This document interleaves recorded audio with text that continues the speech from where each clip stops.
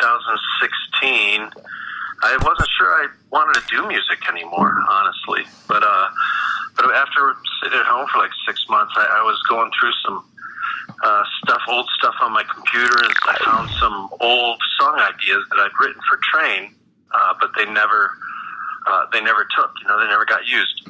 But I thought the music sounded really cool, so I tried my hand at producing and writing and recording my own album, and I enjoyed it so much that I've made 4 of them now.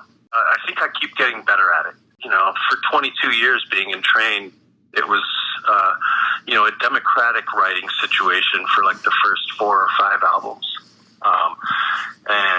But Pat always did all the lyrics and melodies. So I was never involved in that stuff unless, he'd write something that, made you kind of go, you're really going to sing that, Pat? and he's like, yes, I'm keeping the soy latte line.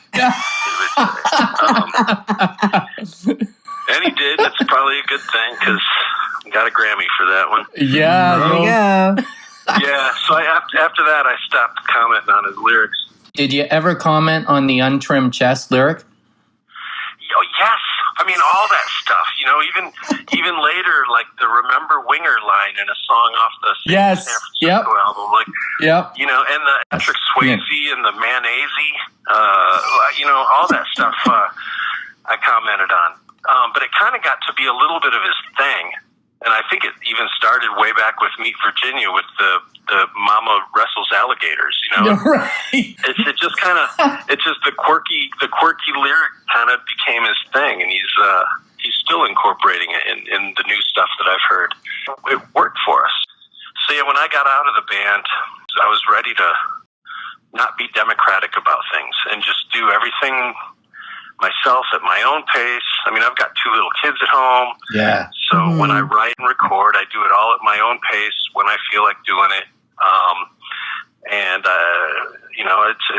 I'm enjoying it again.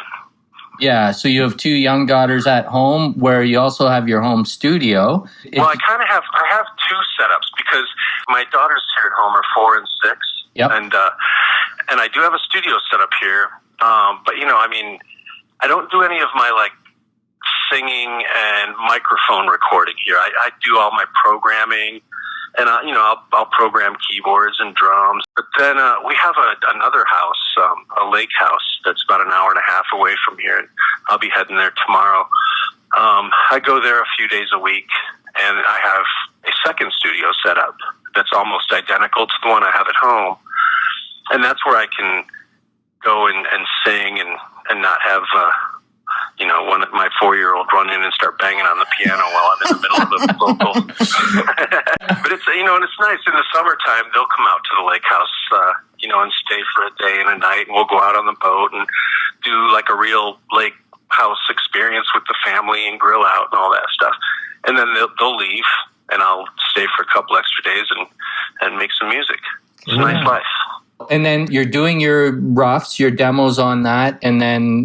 demos these days, and I learned this kind of in Train the past few years with, it used to be, in the early days of Train, our demos would just be, you turn on the tape recorder and record, fill a cassette up with song ideas. That were recorded live by the band in the rehearsal studio. Yeah. Those were our demos. The early demo of Drops of Jupiter was literally Pat sitting at a piano, which he couldn't play. He would use, two fingers just going ding, ding, nice. Ding, ding, ding, ding. That was the demo that literally got taken into the president of Columbia Records' office and played for him. Yeah, really. Different times. We'd actually already finished with that album. It had a different title, a different single plan, and it had a release date set. And Pat brought that little demo in, and they kind of they held the presses for a few months while we went and recorded that song and added it to the song, and it changed everything for us. But the demos, like later on, like when Pat started writing with outside writers, these demos, quote unquote, that were being made were records.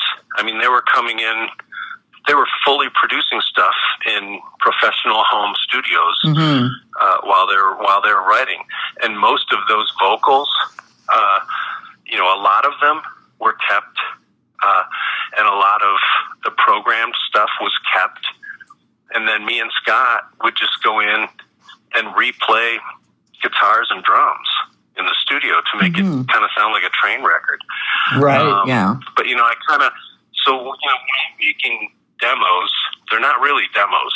I'm making a record. At first, it's a demo, but then it just gets worked up to the point where I mix it and master it and release it. So, is that one of the advantages you see now with your songwriting? Because as you know, you write a song and then it has to go through the channels, right? You have Columbia and your A&Rs and everybody else, management, who has to have an ear on that. So is that something that really gives you a lot more freedom and expression compared to Train? Yeah, there's pluses and minuses. These days, anybody can make a record at home. You don't have to have, Ocean Way Studios and paying, $2,000 a day for a studio or whatever, It's just the world we're in now. So I and you and anybody who wants to is able to upload their music onto iTunes and all these places through these music services like CD Baby and TuneCore and places like that. That is a nice freedom to have. But then you don't have the power of a record company, shopping your music to the radio stations and dealing with all that. But in all honesty, I'm kind of over all that part of the business. I'm over the business. I just want it to be about music. I just want to create music and put it out there. It's not like I wouldn't welcome some success, but having success at it would mean I'd have to go back into the business and work and do interviews and make videos and go on tour and all the stuff that I don't really want to do anymore. Well, thanks for doing this interview. I don't do many these days, but it feels different because I'm doing them because I want to, not because I have to go promote my music, I just want to make music because it's what I do and I feel like it's my way of expressing myself. And then when I feel like it's good enough to share with other people, I just put it out there and then I go out for sushi with my wife. Nice. We know that your past albums like No Man's Land, Seeds of Life, Liberty Street, you've had some really cool musician friends join you and participate on the album. We haven't seen credits yet or anything on this album because it's so new. Yeah, correct. Okay. And the reason you don't see any credits on it is because I did everything. Oh, okay. When I recorded that first album, I did have a lot of cool musicians come in and play instruments on it. Then when I started making my own, my next record and the one after that, I can kind of do everything myself and make it sound right.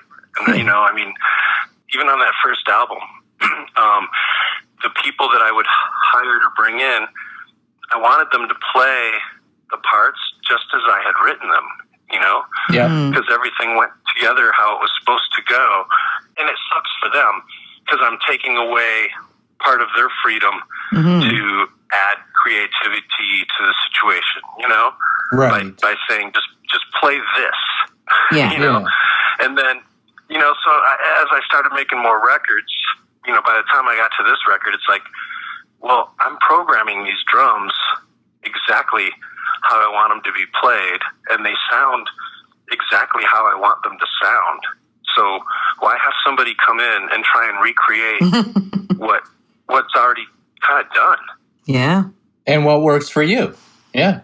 The only thing is you might miss out on a Matthew and Gunnar Nelson special pillow. Well, I know. There's that, and I did have a lot of fun making that record. The way that I'm doing it now is kind of lonely. It's all just me in my head. But, I do most of my recording out at the Lake House. That's an hour and a half away from Nashville. Even if I wanted somebody to play on the record, that's kind of a ways for them to go. I mean, I'm impatient. Like, if I hear an idea in my head, say a keyboard line or something, I run to my setup and I record it. And that's the way to do it, for sure. Whatever works, right? Yeah, I think whatever works is exactly right. And